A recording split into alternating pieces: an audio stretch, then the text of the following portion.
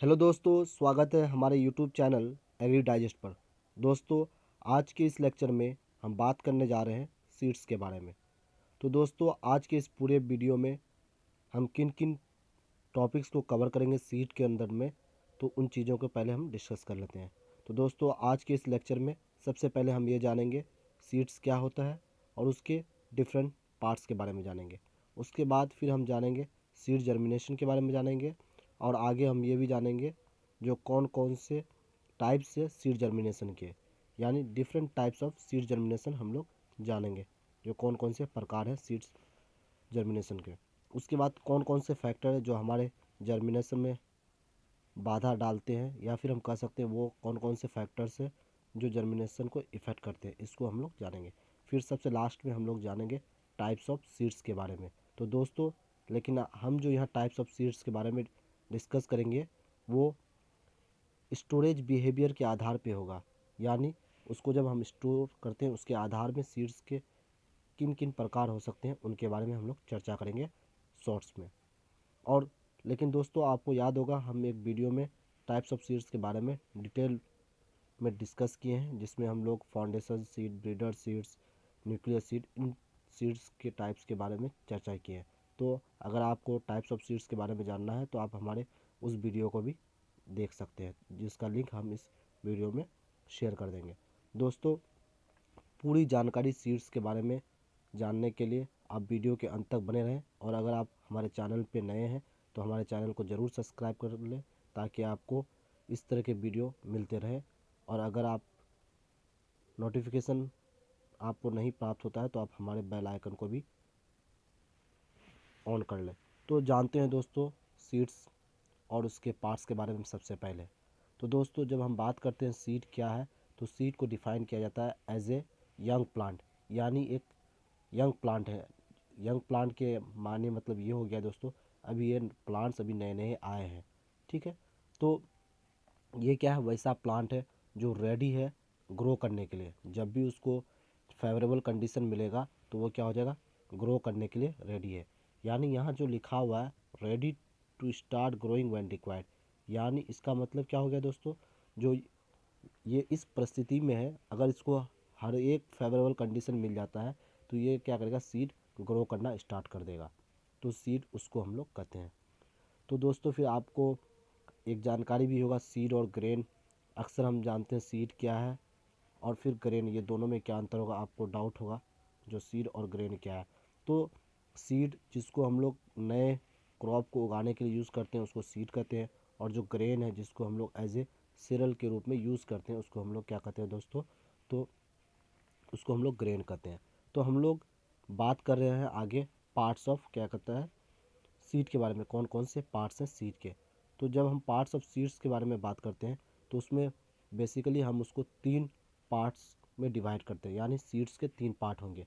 वो कौन कौन से पार्ट्स हैं इसको हम लोग देखते हैं। तो पहला जो पार्ट है दोस्तों वो एम्ब्रायो, क्या है, एम्ब्रायो है। एम्ब्रायो पहला पार्ट्स है सीड्स का, और इसको ये जो न्यू प्लांट्स है उसी को हम लोग एम्ब्रायो कहते हैं। यानी ये क्या है, फ्यूज़न ऑफ मेल और फीमेल गैमेट के बाद जो सेल का एग्रीगेशन होता है उसी को हम लोग क्या कहेंगे, एम्ब्रायो कहेंगे। जैसे जब हम लोग सीड्स के फ्यूज़न के बारे में बात करते हैं तो यानी उसको हम लोग क्या कर सकते हैं, फर्टिलाइजेशन कर सकते हैं, या फर्टिलाइजेशन ही है क्या, फ्यूज़न ऑफ मेल और फीमेल गैमेट्स। तो फ्यूज़न ऑफ मेल और फीमेल गैमेट से, यानी कोई एक मेल गैमेट हुआ, एक जिसको कहते हैं, और कोई क्या कहता है, इधर आपका मेल गैमेट हो गया, मेल गैमेट, ठीक, शॉर्ट में। अब इन दोनों गैमेट्स का जब फ्यूज़न होगा तो क्या हो जाएगा हमारे लिए, यहाँ एक क्या कहते हैं नए सेल का एग्रीगेशन होगा, तो इसी को हम लोग क्या कहते हैं, एम्ब्रायो कहते हैं, ठीक है। तो एम्ब्रायो क्या हुआ, ये फ्यूज़न ऑफ मेल और फीमेल गैमेट के बाद जो प्लांट रिजल्ट आएगा, उसके बाद जो रिजल्ट आएगा उसी को हम लोग क्या कहते हैं, एम्ब्रायो कहते हैं, ठीक है। दूसरा जो पार्ट है सीड का वो है आपका स्टोरेज टिश्यू। इससे बहुत ही इम्पोर्टेंट और अक्सर क्वेश्चन पूछा जाता है स्टोरेज टिश्यू से रिलेटेड। वो क्या क्वेश्चन होता है, जो फूड जो है सीड में कहाँ स्टोर रहता है, तो फूड जो स्टोर है वो कॉटिलेटन्स में रहता है या तो फिर एंडोस्पर्म में, ठीक है। आपको क्वेश्चन में या तो दोनों ऑप्शन रहेगा या फिर कोई एक रहेगा, आप उसके हिसाब से इसको हल कर लेंगे। तो फूड मटेरियल ऑफ सीड में be either be store in cotyledons और इंडोस्पर्म, यानी फूड स्टोर जो है सीड का वो कॉर्डिलेटन या इंडोस्पर्म में स्टोर रहता है। तो आपका अब तक हम लोग दो पार्ट्स जान लिए सीड का, पहला क्या है एम्ब्रायो, दूसरा स्टोरेज टिश्यूज है, ठीक है। और तीसरा जो पार्ट्स है सीड का वो सीड कोट या फिर कवरिंग, ये बहुत ही इंपॉर्टेंट है, इसके बारे में हम अभी बात करेंगे। क्या है सीड कोट या फिर कवरिंग, ये पार्ट ऑफ सीड है तीसरा, इसके बारे में अभी हम डिटेल में बात करते हैं क्या है। तो जो सीड कोट या फिर कवरिंग है इसी को हम लोग दूसरे नाम से जानते हैं, किस नाम से, तो इसको हम लोग जानते हैं टेस्टा, किस नाम से जानते हैं टेस्टा, ठीक है। तो कभी अगर आपको दे देगा ऑप्शन में जो क्या कहता है इनमें से कौन सीड के पार्ट्स हैं, एम्ब्रायो, स्टोरेज टिश्यू, टेस्टा या ऑल ऑफ देम, तो आप ऐसा वहाँ घबरा ना जाएं, जो सीड कोट नहीं है तो क्या कहता है टेस्टा ही क्या कहता है इसका नहीं है, इसलिए हम लोग टेस्टा को आउट कर देंगे, नहीं, तब आपको ध्यान देना होगा, आपको जानना पड़ेगा सीड कोट या कवरिंग जो है उसी को हम लोग टेस्टा कहते हैं। ये दो लेयर्स के बने रहते हैं, कितने लेयर्स के, दो लेयर के। जो सीड कोट है हमारे सीड्स के जितने भी कोट होते हैं यानी कवरिंग जो है वो दो लेयर के बने रहते हैं। एक जो पहला लेयर है वो आउटर लेयर है, वो आपका पहला लेयर जिसको हम लोग क्या कहते हैं आउटर लेयर, जो क्या होता है ड्राई और हार्ड होता है। और दूसरा है इनर लेयर, इनर लेयर कैसा होगा, वो मेम्ब्रेनस होगा। तो आपको ये ध्यान में रखना होगा, जो सीड का जो कवरिंग होता है या सीड कोट है उसमें दो प्रकार के मेम्ब्रेन होंगे, एक मेम्ब्रेन हो गया आपका आउटर मेम्ब्रेन और दूसरा हो गया जो इनर मेम्ब्रेन। तो दोनों में अंतर क्या है, जो आउटर मेम्ब्रेन हो गए वो हार्ड और ड्राई होगा, जिसको हम लोग छू के भी महसूस कर सकते हैं, और जो इनर मेम्ब्रेन होते हैं वो मेम्ब्रेनस होते हैं। सीड कोट जो होता है वो क्या होता है मैकेनिकल प्रोटेक्शन प्रोवाइड करता है एम्ब्रायो को, यानी जो सीड के कोट के अंदर जो एम्ब्रायो है उसको मैकेनिकल प्रोटेक्शन देता है, यानी विभिन्न प्रकार के प्रोटेक्शन दे करके, यानी किसी तरह का परेशानी ना हो या किसी तरह का इफेक्ट ना हो, हार्मफुल इफेक्ट से बचाता है कौन, तो ये सीड कोट जो है वो किसको बचा रहा है, तो उसके अंदर जो एम्ब्रायो है उसको बचा रहा है। साथ साथ में सीड कोट कुछ टाइम वाइटल रोल प्ले करता है किसमें, सीड डॉर्मेंसी में। इसी सीड डॉर्मेंसी के वजह से इस क्या कहता है जो सीड कोट है इसी की वजह से कभी कभी सीड डॉर्मेंसी में होता है, तो हम लोग उस टाइम अलग अलग तरीके से सीड डॉर्मेंसी को तोड़ते हैं, तो उस टाइम हम लोग इस सीड कोट को ही तोड़ा जाता है एक तरह से, ठीक है, रैप्चर किया जाता है, तोड़ना या ब्लॉक करना। तो ये आपका तीन क्या है पार्ट्स है सीड का, क्या क्या पार्ट्स है, embryo, storage tissue, seed code और कवरिंग। अगला अब हम लोग जानते हैं जर्मिनेशन के बारे में। तो सीड जर्मिनेशन के बारे में हम लोग बात करेंगे। ये क्या है, resumption of metabolic activity and growth, क्या है resumption of metabolic activity and growth of an embryo. Resumption का मतलब हुआ दोस्तों स्टार्ट करना, रीस्टार्ट, यानी दोबारा स्टार्ट करना, जो जिसके वजह से क्या होता है सीड का जो कवर है कोट है जिसके बारे में हम लोग अभी पीछे जाने, वो रैप्चर हो जाता है यानी वो टूट जाता है, तभी उसी प्रोसेस को हम लोग क्या कहते हैं जर्मिनेशन कहते हैं या सीड जर्मिनेशन, ठीक है। तो इसको दूसरे तरह से हम लोग डिफाइन कर सकते हैं, जर्मिनेशन इज ए प्रोसेस, क्या है germination is a process by which embryo in the seed becomes activated and begins to grow into a new seedling, यानी वो प्रोसेस जिसके द्वारा क्या हो रहा है सीड्स एक्टिवेट हो जाता है, क्या हो जाता है सीड एक्टिवेट होता है, कैसे होता है, तो उसके अंदर जो सीडलिंग है वो ग्रो करने लगता है। तो वो प्रोसेस जिसके द्वारा एम्ब्रॉय एक्टिवेट हो जाता है और सीड ग्रो करने लगता है एक नए सीडलिंग में, उस पूरे प्रोसेस को हम लोग क्या कहते हैं सीड जर्मिनेशन कहते हैं। अब प्री रिक्वेसाइट्स ऑफ सीड जर्मिनेशन, यानी कोई भी सीड जर्मिनेट करेगा तो उससे पहले उसके पास क्या क्या इंपॉर्टेंट कंडीशन होना चाहिए, या कौन कौन से ऐसे कंडीशन हैं जो पहले से ज़रूरी है सीड को जर्मिनेट करने के लिए। तो उसके लिए क्या है सीड मस्ट बी वायबल, पहला क्या है सीड वायबल होना चाहिए, यानी इसके अंदर क्षमता होना चाहिए ग्रो करने के लिए या जर्मिनेट करने के लिए या इसको विकास करने के लिए, इसके अंदर वो एबिलिटी होना चाहिए। तो पहला कंडीशन क्या है सीड मस्ट बी वायबल। दूसरा क्या होना चाहिए सीड डॉर्मेंसी स्टेज पे नहीं होना चाहिए, अगर सीड डॉर्मेंसी स्टेज पे है यानी वो जर्मिनेट नहीं करेगा, यानी हम लोग इस तरह कर सकते हैं जब डॉर्मेंसी में नहीं रहेगा तभी सीड जर्मिनेट करेगा, अगर डॉर्मेंसी में चला गया तो सीड जर्मिनेशन नहीं कर रहा है इसका मतलब। और एम्ब्रायो जो है वो एक्टिव होना चाहिए, मतलब एक तरह से हम कह सकते हैं एम्ब्रायो मस्ट भी क्या कहता है एक्टिव, एक्टिव का मतलब हो गया यहाँ पे आपका एम्ब्रायो का सेल क्या होना चाहिए, डेड नहीं होना चाहिए। दूसरा बात, seed must be place in A conducive atmospheric condition. कैसे कंडीशन होना चाहिए, एटमॉस्फेरिक जो कंडीशन होना चाहिए वो कंड्यूसिव होना चाहिए, यानी वैसे कंडीशन उसको प्रोवाइड करना पड़ेगा जो उसके लिए एसेंशियल है एक सीड को जर्मिनेट होने में। जैसे प्रॉपर लाइट हुआ, उसका टेम्परेचर उसका सही मेंटेन करके रखना पड़ेगा हम लोग को, सीड में मॉइस्चर उतना अवेलेबल है या नहीं जो सीड को एक जर्मिनेट होने पे ज़रूरत पड़ता है, क्या उसके अंदर उतने ऑक्सीजन है जिसकी वजह से सीड में जर्मिनेशन होगा, या फिर हम लोग कह सकते हैं उसके अंदर जो रिस्पिरेशन का प्रोसेस हो रहा है या नहीं। तो ये सभी कंडीशन पूरे होना चाहिए, तभी क्या होगा, कोई भी सीड जर्मिनेट करेगा। अगर इन कंडीशन अगर पूरे नहीं होते हैं तो सीड क्या होगा, जर्मिनेट नहीं करेंगे। उसके बाद क्या है, अब हम लोग बात करते हैं टाइप्स ऑफ सीड जर्मिनेशन के बारे में। सीड जर्मिनेशन के बारे में हम लोग जानेंगे क्या क्या टाइप्स है, उसके बारे में हम लोग डिटेल में बात करते हैं। तो दोस्तों, सीड दो का जो जर्मिनेशन होता है वो दो प्रकार के होते हैं। एक होता है क्या, इपीजियल जर्मिनेशन।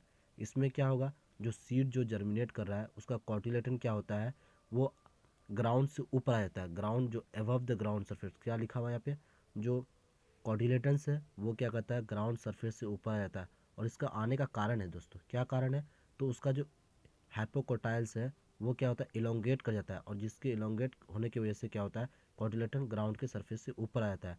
ये अक्सर देखा गया है कॉटिलेटन जैसे बीन और सनफ्लावर में, किसमें, उसका उदाहरण है। तो आपको कभी कभी क्वेश्चन पूछा जाएगा जो इनमें से किस में इपीजियल जर्मिनेशन होता है, तो अगर बीन्स और सनफ्लावर है या दोनों में से दोनों दिया हुआ है तो बोथ ऑप्शन एक जरूर रहेगा, या फिर इनमें से कोई एक रहेगा। तो आपको ये ध्यान देना होगा, जो बीन्स और सनफ्लावर है इसमें इपीजियल जर्मिनेशन होता है। वहीं पे अगर हम लोग हाइपोजियल जर्मिनेशन कहें तो इसमें क्या होता है, जो सीड जर्मिनेशन होता है इसमें सीड का जो कॉर्डिलेटन्स है वो क्या होता है, सोयल के अंदर ही रह जाता है, यानी ये सरफेस से ऊपर नहीं आता। इसका कारण क्या, इसमें जो होता है एपिकोटाइल का इलोंगेशन होता है। तो हम लोग इसको डिफ्रेंशिएट किस तरह कर सकते हैं इपीजियल और हाइपोजियल में। इपीजियल में क्या होगा, हाइपोकोटाइल जो इसका इलोंगेट करता है उसकी वजह से कॉर्डिलेटन्स ग्राउंड के ऊपर चला जाता है। और हाइपोजियल में क्या होता है, इपिकोटाइल इसका क्या करता है, इलोंगेट करता है, जिसकी वजह से क्या करता है, जो सीड जो है वो क्या करता है, ग्राउंड सरफेस के नीचे ही रह जाता है, यानी सोयल में ही रह जाता है। तो इसका भी एग्जाम्पल है किसमें किसमें होता है, तो ग्राम में, पी में, इस और कुछ मोनोकोटिलेटन ग्रास जो है उसमें भी इस तरह का हाइपोजियल जर्मिनेशन होता है। तो दोनों को अभी हम अगले एक पिक्चर में देखेंगे जो किस तरह हम अंतर कर सकते हैं, जो इसमें इपीजियल जर्मिनेशन हो रहा है या हाइपोजियल जर्मिनेशन होता है। तो देखिए, इसमें देखिए दोस्तों, हमने क्या बताया, जो इपीजियल जर्मिनेशन जो होता है उसमें हाइपोकोटाइल का क्या हो रहा है, इलोंगेशन होता है। और जब हाइपोकोटाइल का इलोंगेशन होगा तो जो सीड है वो क्या होगा, ग्राउंड से बाहर चल जाएगा, मतलब जो ग्राउंड के सरफेस से उसके ऊपर चल जाएगा, कौन, सीड्स। देखिए यहाँ सीड आपको साफ साफ दिख रहा होगा। वहीं हम क्या करते हैं, जब बात करते हैं हाइपोजियल जर्मिनेशन का, इसमें क्या बताया हम दोस्तों, जो इपिकोटाइल है उसके इलोंगेशन की वजह से जो सीड है वो ग्राउंड में ही रह जाता है, यानी सरफेस में रह जाता है, या हम कह सकते हैं सोयल में ही रह जाता है। इसमें किसका इलोंगेशन हो रहा है, तो इपिकोटाइल का इलोंगेशन हो रहा है। जब इपिकोटाइल का इलोंगेशन होगा तो कॉटिलेटन जो है या सीड जो है वो क्या होगा, ग्राउंड में ही रह जाएगा, सरफेस में ही रह जाएगा, जिसकी वजह से उस जर्मिनेशन को हम लोग क्या कहेंगे, हाइपोजियल। और इपीजियल जर्मिनेशन में क्या होगा दोस्तों, इपीजियल जर्मिनेशन में, जो इपीजियल जर्मिनेशन है इसमें क्या होगा, जो हाइपोकोटाइल है उसके इलोंगेशन की वजह से कॉर्डिलेटन क्या कहते हैं, सरफेस से ऊपर चल जाएगा, ग्राउंड के ऊपर चल जाएगा। तो ये दोनों में अंतर है। अब हम लोग जानते हैं वो कौन कौन से फैक्टर्स हैं जिसकी वजह से सीड जर्मिनेशन क्या कहता है, इफेक्ट होता है। तो इसमें दो तरह का फैक्टर पढ़ेंगे। पहला फैक्टर हम क्या पढ़ेंगे दोस्तों, पहला जो फैक्टर हम पढ़ेंगे वो एक्सटर्नल होगा। कौन से फैक्टर्स होंगे, एक्सटर्नल। और दूसरा जो फैक्टर हम लोग आगे पढ़ने जा रहे हैं वो होंगे इंटरनल फैक्टर्स। कौन से फैक्टर, इंटरनल फैक्टर। दो प्रकार के फैक्टर्स होंगे और दोनों फैक्टर्स में अंतर है। एक्सटर्नल फैक्टर्स क्या कहते हैं, वैसे फैक्टर्स जो बाहरी है, यानी जैसे वाटर हुआ, टेम्परेचर हुआ, ऑक्सीजन हुआ, लाइट हुआ। और वहीं फिर हम लोग बात जब करेंगे इंटरनल फैक्टर्स के बारे में, तो उसमें इंटरनल फैक्टर्स क्या, अंदरूनी कारण की वजह से उसमें सीड जर्मिनेशन में किसी तरह का बाधा आ रही है। तो उन फैक्टर्स जैसे होगा, हम जो चर्चा करेंगे इस वीडियो के आगे में, सीड कोट के बारे में, उसके बाद रेस्ट पीरियड के बारे में चर्चा करेंगे, फिर डॉर्मेंसी के बारे में बात करेंगे। तो ये तीनों होंगे उनके इंटरनल फैक्टर्स। तो सबसे पहले हम बात करेंगे एक्सटर्नल फैक्टर्स के बारे में, जैसे वाटर, टेम्परेचर, ऑक्सीजन और लाइट। तो आगे अब सबसे पहले हम बात करें डिटेल में वाटर किस तरह सीड जर्मिनेशन को इफेक्ट करता है, उसके बारे में हम लोग डिटेल में बात करते हैं। तो जो वाटर है, कहा जाता है जो वाटर एक बहुत ही इम्पोर्टेंट और रिस्पॉन्सिबल क्या था फैक्टर है, जो क्या कहता है एक सक्सेसफुल जर्मिनेशन प्रोसेस के लिए। अगर आप चाहते हैं जो आपका जर्मिनेशन प्रोसेस हो किसी भी सीड में या किसी भी प्लांट्स में अगर कहें, तो उसके लिए आपके ज़रूरी क्या है, वाटर बहुत ही इम्पोर्टेंट है एक सक्सेसफुल जर्मिनेशन होने के लिए। उसके बाद सीड क्या कहता है वो फिजियोलॉजिकली एक्टिव और रिज्यूम जर्मिनेशन अगर उसमें हाइड्रेशन हुआ। हाइड्रेशन का मतलब क्या, एडिशन ऑफ वाटर हुआ। और कह रहा है जो अगर आप वाटर उसमें ऐड हो रहा है, हाइड्रेशन हो रहा है, तभी क्या कहता है कोई भी सीड जो है वो फिजियोलॉजिकली एक्टिव होगा और रिज्यूम होगा। रिज्यूम मतलब दोबारा स्टार्ट होना, ठीक है। तो उसमें जर्मिनेशन स्टार्ट होगा और वो फिजियोलॉजिकली एक्टिव होगा अगर उसमें वाटर है तभी। अगर नहीं है तो वो सीड क्या हो जाए, सूख करके उसके अंदर के सेल डेड हो जाएंगे और वो सीड किसी काम के नहीं होंगे। यानी अगर वाटर नहीं रहेगा सही अमाउंट में तो हो सकता है वो सीड डॉर्मेंसी में भी चल जाए। और जो जर्मिनेशन रेट है और उसका परसेंटेज है वो वेरी करता है amount of water absorb by the seed. यानी सीड ने कितने वाटर को एब्जॉर्ब किया है उनके आधार पे उसका जर्मिनेशन रेट होता है और उसका परसेंटेज होता है। दूसरी बात आपको क्या जानकारी मिलेंगे वाटर क्यों इम्पोर्टेंट है, तो सीड जर्मिनेशन में वाटर कितना रिक्वायर्ड है, इस चीज़ को जानने के लिए हमको क्या ध्यान रखना होगा, जो सीड का जितना वेट है उसको उसके 2/3 वेट से ज़्यादा नहीं होना चाहिए वाटर। यानी किसी सीड का वेट जितना है उससे 2/3 से ज़्यादा क्या कहता है उसमें वाटर एब्जॉर्प्शन नहीं होना चाहिए। यहाँ साफ साफ लिखा है water requirement for germination is relatively low, not more than 2/3 times of seed weight. यानी सीड के 2/3 टाइम से ज़्यादा वाटर एब्जॉर्प्शन नहीं होना चाहिए। और आगे आपको क्या ध्यान रखना है दोस्तों, सीड जर्मिनेशन में, जो सीड जर्मिनेशन है इसमें क्या कहता है अगर मॉइस्चर लेवल डिक्रीज़ हो गया, या मॉइस्चर लेवल यानी वाटर का सप्लाई नहीं है तभी मॉइस्चर उसका लेवल डिक्रीज़ हो जाएगा।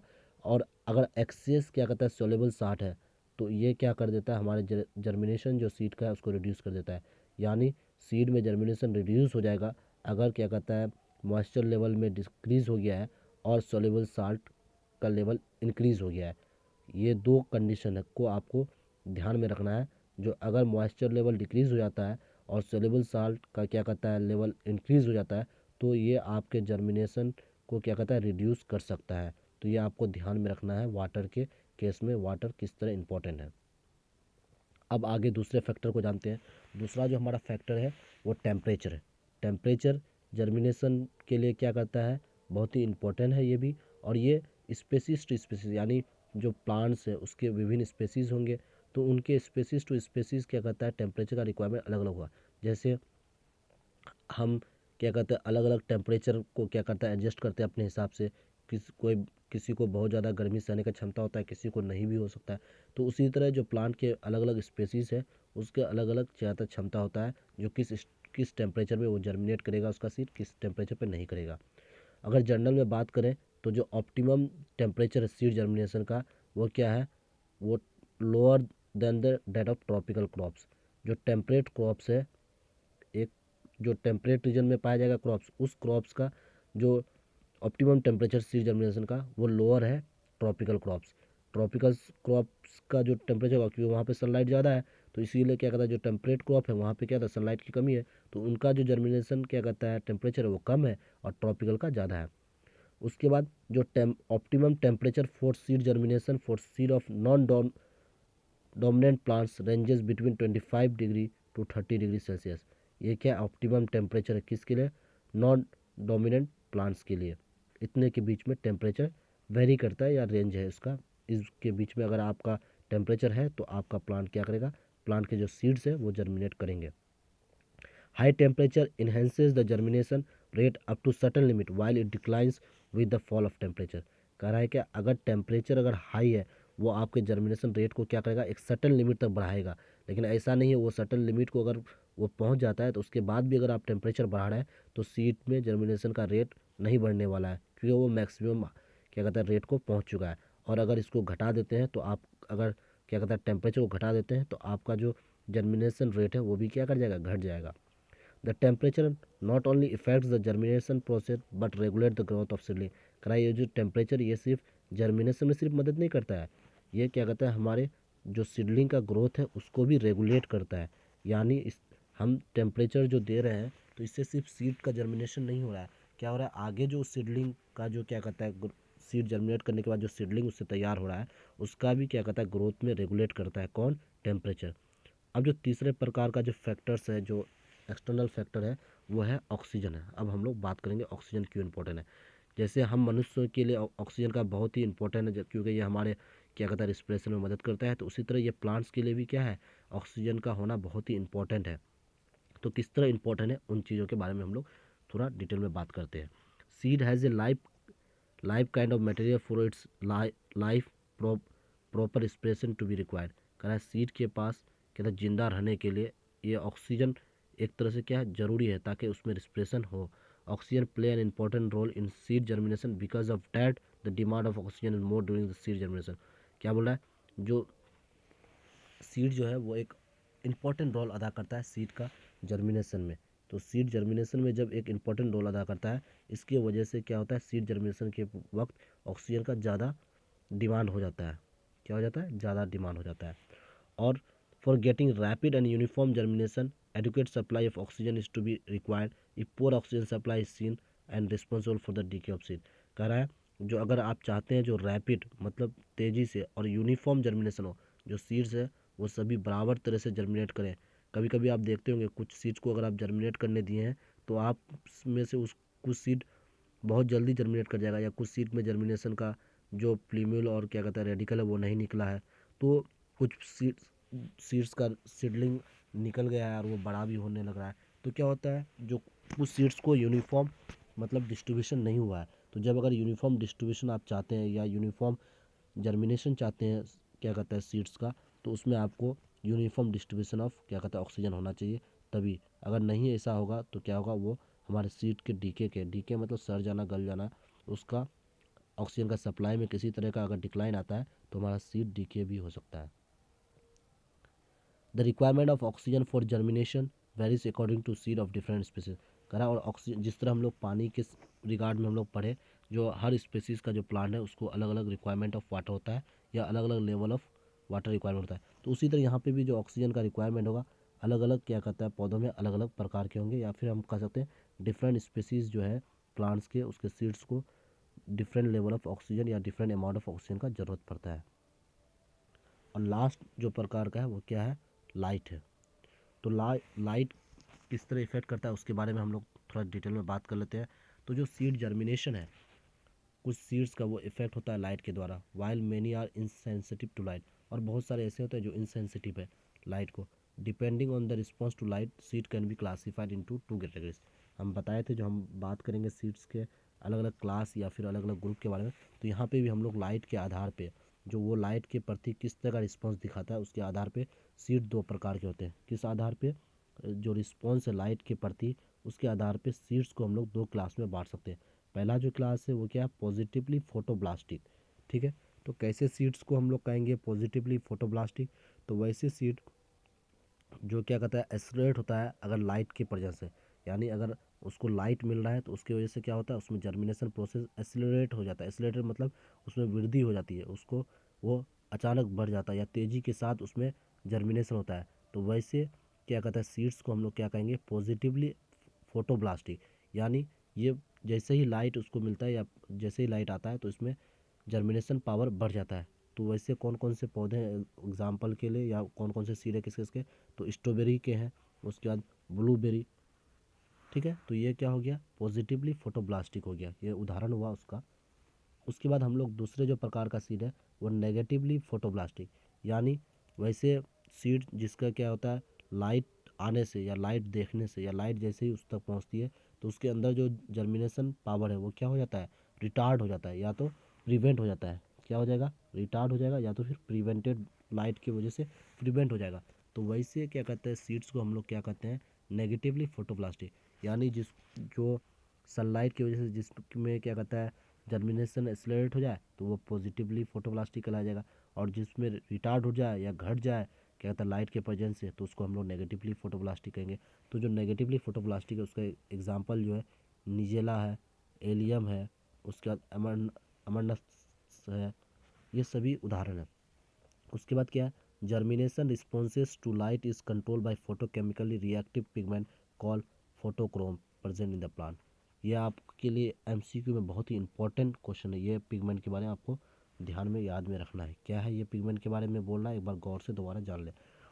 जर्मिनेशन रिस्पॉन्सेज क्या कर रहा है, जर्मिनेशन का जो रिस्पॉन्स है to light is control by photochemical reactive pigment. ये एक तरह का पिगमेंट है। कैसा पिगमेंट है, फोटोकेमिकली रिएक्टिव पिगमेंट है, जो क्या करता है लाइट के जर्मिनेशन को कंट्रोल करता है लाइट में रिस्पॉन्सिव में।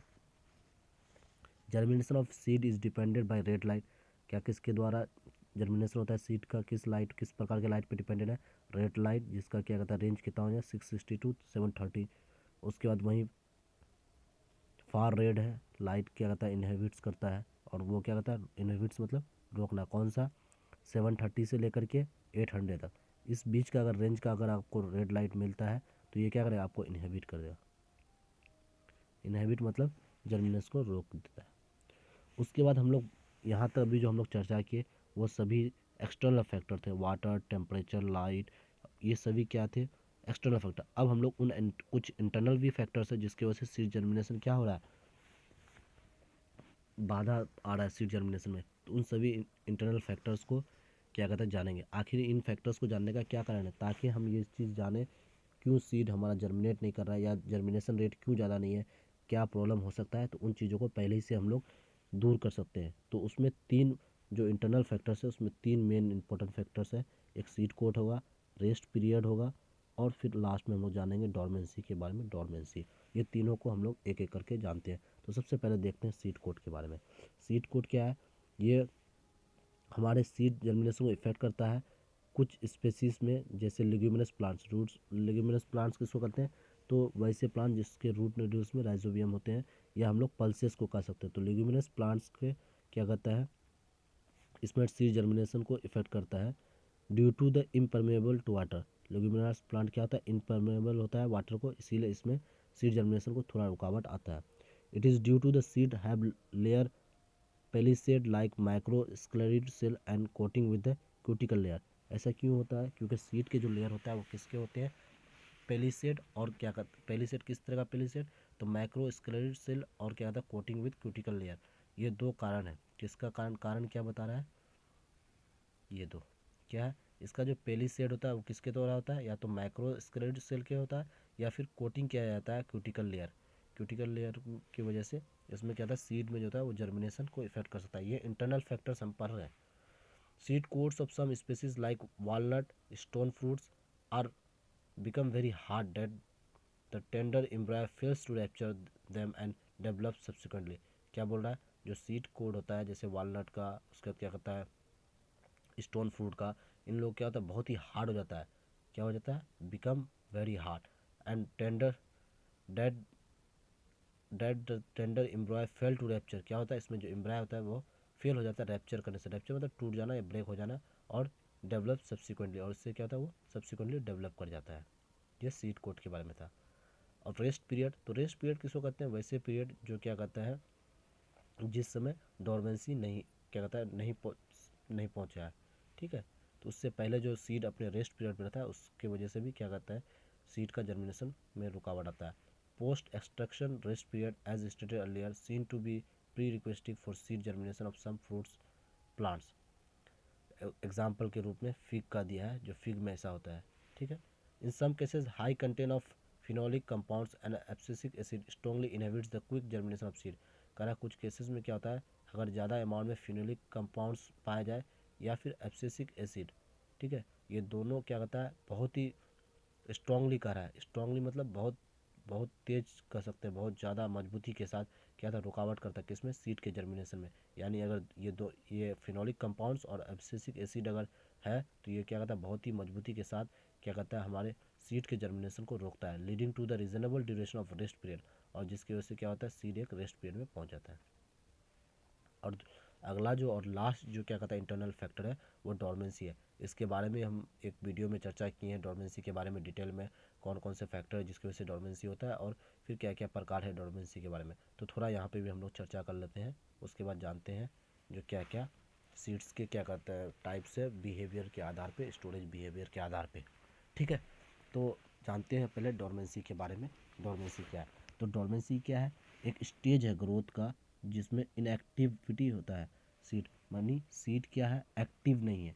सीड को उसके अंदर का जो एक्टिव होने का क्षमता है वो क्या होता है, ख़त्म हो जाता है, इनएक्टिविटी हो जाता है उसका। जैसे उसमें बर्ड्स हो, बल्ब हो, ये सब भी इनएक्टिविटी में चल जाता है और इसके अंदर किसी तरह का एक्टिविटी होता ही नहीं है। Even when the environmental condition for the growth are favourable, क्या बोल रहा है, जबकि इन्वायरमेंटल कंडीशन जो है वो क्या है, ग्रोथ के लिए फेवरेबल है, उसको जो जो कंडीशन चाहिए वो सभी फेवरेबल है, लेकिन उसके बावजूद भी क्या कहता है उसके अंदर क्या कहता है इनएक्टिविटी की वजह से वो सीड क्या है, चल जाता है डोरमेंसी में पहुंच जाता है। डोरमेंसी में भी relegated to a period when no growth of embryo occurs। क्या है, वैसे पीरियड को हम लोग इससे रिलेट कर सकते हैं जिस समय क्या होता है एम्ब्रायो में किसी तरह का ग्रोथ नहीं होता है, किसी तरह का ग्रोथ अकर नहीं होता है। ठीक है, सम सीड में remain dormant for quite few to several years. कुछ तो ऐसे भी है, ऐसे ऐसे सीड है जो क्या कहता है कुछ समय से लेकर, यानी कुछ समय के लिए डोरमेंट हो सकता है या सालों भर के लिए वो डोरमेंट स्टेज में पहुंच सकता है। A seed is called dormant when it consists of an alive embryo but fails to germinate even under a congenial environment। क्या बोल रहा है, एक सीड को डोरमेंट कब कहेंगे, जब वो उसके जो एम्ब्रायो है वो अलाइव है, यानी उसके अंदर का सेल क्या है, जिंदा है, मरा नहीं है सेल, उसके बावजूद भी उसमें क्षमता नहीं है जो वो जर्मिनेट करे। The seed embryo remains in active stages from the time of its development to the time of its germinate. क्या करा है, सीड एम्ब्रायो जो किस तरह था, इनएक्टिव रहता है, एक्टिव नहीं रह रहा है, कब से कब तक, तो जब उसका डेवलपमेंट हुआ है से लेके द टाइम ऑफ जर्मिनेट, जब तक वो जर्मिनेट कर रहा है इस समय तक वो क्या होता है, वो इनएक्टिव रहता है। अब दो प्रकार के क्या कहते हैं हम लोग डोरमेंसी देखेंगे। तो क्या होता है डोरमेंसी किस प्रकार के होंगे, दो प्रकार के हम लोग मेनली, इसको और भी डिटेल में हम लोग जानते हैं, मेरे पिछले वीडियो में आप लोग देख सकते हैं जो हमने उसमें डोरमेंसी के प्रकार के बारे में चर्चा की है डिटेल से। तो यहाँ हम लोग थोड़ा संक्षेप में बात करेंगे जो डोरमेंसी के प्रकार के बारे में। एक एक्सटर्नल डोरमेंसी है, दूसरा इंटरनल डोरमेंसी। एक्सटर्नल डोरमेंसी क्या है, जो क्या कहता है अनफेवरेबल कंडीशन की वजह से होता है, या फिर जैसे टेम्परेचर नहीं है या लैक ऑफ मॉइस्चर हुआ या ऑक्सीजन, इसके कारण से एक्सटर्नल फैक्टर की वजह से अगर डोरमेंसी हो रहा है तो उसको हम लोग क्या कहेंगे, एक्सटर्नल डोरमेंसी होगा। और अगर कुछ इंटरनल केसेस की वजह से, इंटरनल रीजन्स की वजह से अगर सीड में क्या कहता है नहीं हो रहा है, जैसे कभी कभी एक्सटर्नल फैक्टर्स तो सही है, कोई किसी तरह का परेशानी नहीं हो रहा है एक्सटर्नल फैक्टर की वजह से, लेकिन उसके अंदर क्या होता है सीड इंटरनल क्या कहता है फैक्टर की वजह से उसके अंदर जर्मिनेशन नहीं हो रहा है, तो हो सकता है वो डोरमेंसी में चला गया है। तो वो उस तरह का जब स्थिति होगा तो उसको हम लोग क्या कहेंगे, इंटरनल डोरमेंसी। तो आपको ध्यान दो चीज़ रखना है, जो डोरमेंसी के मेनली दो टाइप्स होते हैं, एक एक्सटर्नल डोरमेंसी होते हैं और दूसरा इंटरनल डोरमेंसी होता है। एक्सटर्नल डोरमेंसी कौन से होंगे, जब एक्सटर्नल फैक्टर की वजह से होगा या जिसको हम लोग कहते हैं अनफेवरेबल क्या कहता है कंडीशन की वजह से, जैसे टेम्परेचर अनफेवरेबल है, मॉइस्चर की कमी है या फिर ऑक्सीजन की किसी प्रकार की कमी हो रही है, तो वैसे परिस्थिति में उसको हम लोग एक्सटर्नल डोरमेंसी कहेंगे। और जब क्या कहता है एक्सटर्नल डोरमेंसी सब चीज़ सही रह रहा है उसके बावजूद भी जो सीड है वो क्या कहता है फेल हो जा रहा है जर्मिनेट करने के लिए, तो वैसे स्थिति हो सकता है उसके अंदर जो इंटरनल कंडीशन है वो सीड क्या कहता है डोरमेंसी उसकी वजह से चला गया है। तो ये था डोरमेंसी के क्या कहता है बारे में डिटेल में, जो डोरमेंसी क्या है और उसके प्रकार में हम शॉर्ट में जाने। उसके बाद एक और है क्या, सीड स्टोरेज, इसके बारे में थोड़ा जानकारी प्राप्त करते हैं। सीड स्टोरेज क्या है, ये क्या कहता है सीड को स्टोर करने के लिए एक बहुत ही ज़रूरी है, हम जो सीड हमारे पास है उसको स्टोर करके भी रखना ज़रूरी है, और वो क्या कहता है सही तरह से सुरक्षित रहे, हर तरह का उसको प्रोटेक्शन मिले, ताकि वो सीड हमारे लिए वायबल रहेगा और वो अच्छे तरह से रहेगा। क्योंकि उसका फिर अगर वो सीड को सही तरह से हम लोग स्टोर नहीं करेंगे तो क्या होगा, हमारे किस में प्रॉब्लम आएगा, फिर हम लोग का जर्मिनेशन में प्रॉब्लम आएगा, सही जर्मिनेशन नहीं होगा, या फिर क्या कहता है उसका जो सीडलिंग होगा वो सही क्वालिटी का नहीं होगा। तो सीड स्टोरेज भी एक प्राइम नीड है किसी भी सीड को स्टोर करने के लिए। Seed can B store for short span of storage and other for a long period of time. अब सीड को भी हम लोग हो सकता है कुछ कम समय के लिए स्टोर करें और बहुत कोई क्या कहता है लंबे समय के लिए सीड को स्टोर कर सकता है। Storage condition should be good for seed without any injury in embryo. और सीड का जो उसको स्टोर करना है तो उसका स्टोरेज जो कंडीशन है वो अच्छा होना चाहिए, ताकि क्या सीड जो है उसमें किसी प्रकार का क्या नहीं आए, इंजरी ना आए। इंजरी मतलब किसी तरह का उसमें जख्म ना आए। जख्म वहाँ का सिलसिले में, तो सीड को किसी प्रकार का ठेस ना पहुँचे, किसी तरह का नुकसानी ना हो, तो उसका एम्ब्रॉय पूरी तरह से सेफ रहना चाहिए। तभी हम क्या करते हैं, एक सीड को मानेंगे जो वो सही प्रकार से उसका स्टोरेज हो रहा है। तो सीड का जो स्टोरेज है उसके आधार पे, स्टोरेज के बिहेवियर के आधार पे हम लोग सीड का क्लासिफिकेशन के बारे में जानेंगे आज यहाँ पे। किसके आधार पे, जो हम लोग यहाँ क्लासिफिकेशन पढ़ेंगे सीड का, उसके किसके आधार पे, तो उसका जो स्टोरेज क्या कहता है बिहेवियर है उसके आधार पे। तो ऐसा नहीं है जो क्या कहता है कोई आपसे पूछे जो सीड का क्या कहता है प्रकार बताइए, तो आप ये दोनों प्रकार भी बता सकते हैं, लेकिन उसके साथ आप क्या कहेंगे, जो हम क्लासिफिकेशन बता रहे हैं या ये जो टाइप्स बता रहे हैं, तो सीड का जो स्टोरेज बिहेवियर उसके आधार पे। तो जानते हैं क्या स्टोरेज बिहेवियर के आधार पे सीड का प्रकार होता है। तो पहला जो प्रकार है वो है आपका ऑर्थोडॉक्स सीड्स। किसको कहेंगे ऑर्थोडॉक्स सीड, तो ऑर्थोडॉक्स सीड क्या है, वैसे सीड्स जिसके अंदर जो मिनिमम क्या है, तो क्या कहता है लेवल ऑफ मॉइस्चर कंटेंट है स्टोरेज का, वो क्या है 5% या उससे बिलो। अगर वैसे सीड जिसमें क्या कहता है स्टोरेज करने के लिए जो मॉइस्चर कंटेंट है वो 5% रहे या उससे नीचे रहेगा, तो उसको लॉन्गर समय के लिए हम लोग स्टोर कर सकते हैं बिना किसी भी लॉस उसके वायबिलिटी, यानी उसके अंदर उसका क्षमता जो है ग्रो करने का, उसको बिना किसी प्रकार का नुकसान पहुंचते हुए उसको हम लोग क्या कहता है 5% से नीचे अगर स्टोर कर रहे हैं और वो लंबे समय के लिए स्टोर होगा बिना किसी वायबिलिटी लॉस के, तो उसको हम लोग कैसे सीड कहते हैं ऑर्थोडॉक्स। जैसे वेजिटेबल्स के सीड को हम लोग देखते हैं बहुत लंबे समय के लिए स्टोर कर सकते हैं, या जो सालाना फूल होते हैं वो सब है सीड्स, उनके से बियर एप्पल, इनके जो सीड्स हैं वो क्या होते हैं लंबे समय के लिए स्टोर किए जाते हैं, और इसमें जो मॉइस्चर लेवल कंटेंट है वो 5% रहता है या उससे बिलो रहता है। तो आपको ऑर्थोडॉक्स सीड के लिए कंडीशन क्या याद रखना है, जो minimum level of moisture content होना चाहिए वो 5% होना चाहिए या उससे कम होना चाहिए, और उसमें जो क्या कहता है उसको हम लोग क्या होता है लंबे समय के लिए स्टोर कर सकते हैं। दूसरा जो है वो क्या है रिकैल्सिट्रेंट सीड्स। कौन सा सीड है, रिकैल्सिट्रेंट सीड। ये कौन से सीड को कहेंगे, वैसे सीड जिसमें higher level of moisture content हो। हमने ऑर्थोडॉक्स सीड में क्या पढ़ा था 5% मॉइस्चर होना चाहिए या उससे कम भी होना चाहिए, और यहाँ जो पढ़ेंगे रिकैल्सिट्रेंट में, इसमें क्या है मॉइस्चर कंटेंट जो है वो कितना होना चाहिए 12 से 30% के बीच में होना चाहिए। ठीक है, and D not store for long period, और इसमें जब इतना मॉइस्चर रहेगा तो इसको हम लोग लंबे समय के लिए स्टोर नहीं कर सकते हैं। वहाँ पे मॉइस्चर लेवल कम था तभी उसको हम लोग लंबे समय के लिए सालों साल स्टोर कर रहे थे, लेकिन जो रिकैल्सी ट्रेन सीड जो है ये क्या था लंबे समय के लिए स्टोर नहीं किया जा सकता, क्योंकि इसमें मॉइस्चर क्या है ज़्यादा है 12 से 30% में, तो इसमें क्या हो जाएगा विभिन्न प्रकार के क्या था इंसेक्ट और पेस्ट का क्या हो जाएगा इफेक्ट हो जाएगा। If the moisture level in the seed is lower they loss their viability, और अगर इससे कम है इसमें फिर मॉइस्चर लेवल, तो ये इसके अंदर क्या होता है वायबिलिटी जो है इसका जो क्या कहता है क्षमता है ग्रो करने का वो फिर ख़त्म हो जाएगा। जैसे मैंगो, जैकफ्रूट, लीची, चेरी, ये सब के सीड हम लोग लंबे समय के लिए स्टोर नहीं कर सकते क्योंकि इसके अंदर मॉइस्चर क्या कहता है लेवल ज़्यादा है, और वहीं अगर इसका मॉइस्चर लेवल हम लोग घटा देंगे तो फिर क्या होगा उस सीड का जो वायबिलिटी है वो फिर ख़त्म हो जाएगा। तो दोस्तों इस वीडियो में हम लोग पूरी जानकारी सीड से रिलेटेड जाने, और फिर अगर किसी प्रकार की आपको किसी तरह का अगर जानकारी प्राप्त करना है तो आप ज़रूर हमारे कमेंट बॉक्स में अपना कमेंट ड्रॉप कर दें, ताकि हम आपके उससे रिलेटेड एक नए वीडियो से बना के आपके पास लाएँ या फिर आपके प्रॉब्लम का सलूशन निकाल के दें। तो इस वीडियो में इतना ही, फिर मिलते हैं अगले वीडियो। धन्यवाद दोस्तों।